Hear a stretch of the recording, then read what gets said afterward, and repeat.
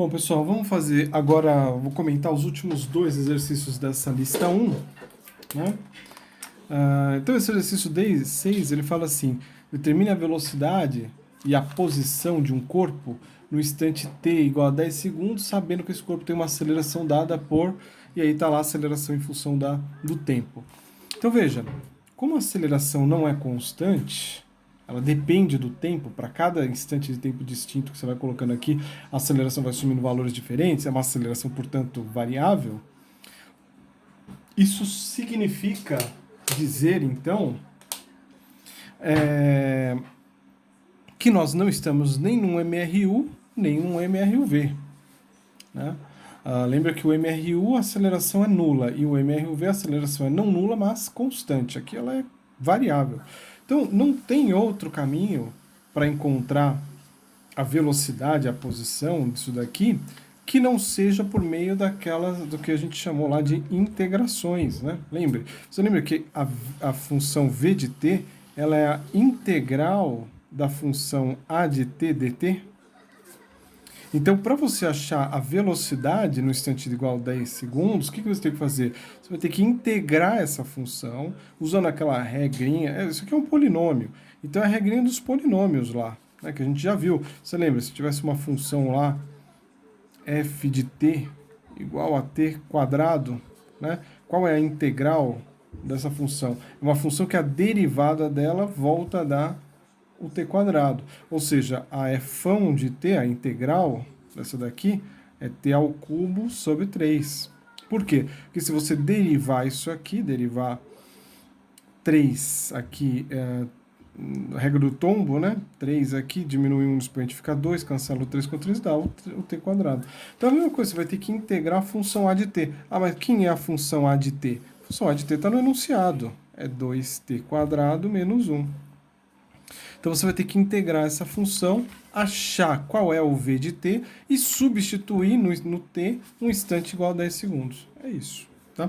E a posição x de t, a gente também já viu que o x de t é quem? É uma integral também, mas é a integral de v de t dt. Certo? V de t dt. Mesmíssima coisa do caso anterior. A função que você encontrou no item, no primeiro item, aqui no item A, né, na primeira parte do item A, que é o v de t, você vai pegar essa função, vai integrar ela novamente e vai achar o x de t e vai substituir o instante de tempo t valendo 10 segundos para achar qual é a posição que esse corpo se encontra no instante de 10 segundos. Então, nada complicado. Né? O exercício 7, a dica do exercício 7 é a seguinte: é um exercício muito interessante, né? Que ele fala assim: segundo um físico inglês, aqui a cada inspiração nossa há uma probabilidade apreciável que se penetre nos nossos pulmões uma molécula de ar remanescente do último suspiro exalado pelo imperador romano Júlio César, né, que viveu há mais de 2000 anos atrás. Verifica essa estimativa. Então é uma questão bem interessante, que mexe, né, com a parte nossa de fazer estimativas, né? Então, como que você faria isso? Bom, para ter uma ideia, como que a gente conseguiria saber qual a probabilidade de você inspirar uma molécula e tal? Vamos pensar no seguinte, a dica que eu dou é o seguinte: vamos supor que você tem um dado desses de jogar aí, da sorte. Então, aqui tem 1, 2, aqui tem 3, aí 4, 5 e 6. Quando você joga esse dado para cima e ele cai com uma determinada face, qual a probabilidade de cair a face 1, por exemplo? Qual é essa probabilidade?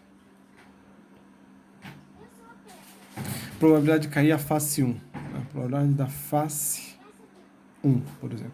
Como que você estima essa probabilidade? Bom, você vai fazer o seguinte: você vai falar quantas faces 1 tem um dado, é uma face só, pelo número total de faces possíveis, são 6 faces. Então é 1/6. Essa é a probabilidade da face 1 aparecer, cair, né, virada para cima, por exemplo, quando você joga um dado, porque tem uma única face que tem uma unidade e o total de faces de um dado são 6.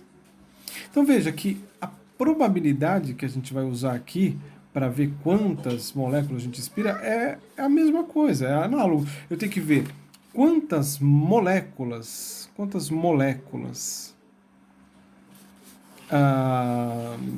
cabem, né, dentro do pulmão de um ser humano, né?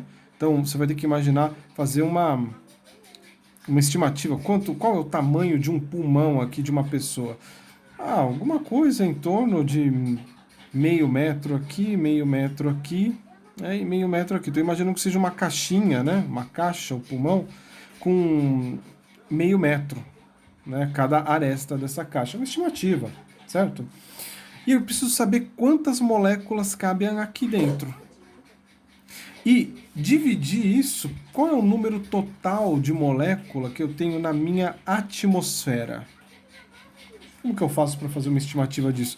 Então aqui eu tenho, aqui é o raio da Terra, né? Aqui é a altitude até onde você tem partículas aqui. Então aqui é o número total de partículas que eu tenho, né, na atmosfera. Porque, claro, a gente inspira gases da atmosfera, né? Obviamente oxigênio, mas também nitrogênio e outros gases com menor quantidade. Então o que a gente teria que fazer? A mesma coisa, eu tenho que saber quantas moléculas o Júlio César inspirou na sua última inspiração e divide pelo número de moléculas totais, que é o número de moléculas da atmosfera. Como que eu faço para saber? Como que eu faço para saber qual é o número total de moléculas da atmosfera?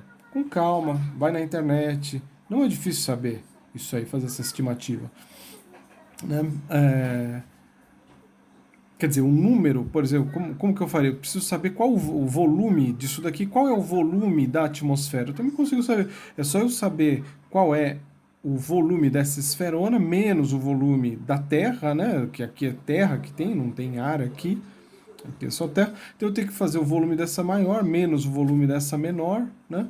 Saber qual o volume do que ocupa a gás aqui na atmosfera. E se eu souber o volume, você se lembra lá da densidade? Densidade é a massa dividido pelo volume. Se eu sei o volume, sei a densidade do ar, eu sei a massa da atmosfera. Né? E se eu sei a massa, lembra lá, número de mols é massa sobre massa molar? Então eu posso descobrir o número de mols, tá vendo? Que eu tenho aqui. Enfim, você tem como, com calma, investigar isso aí. No próximo vídeo eu dou mais dicas.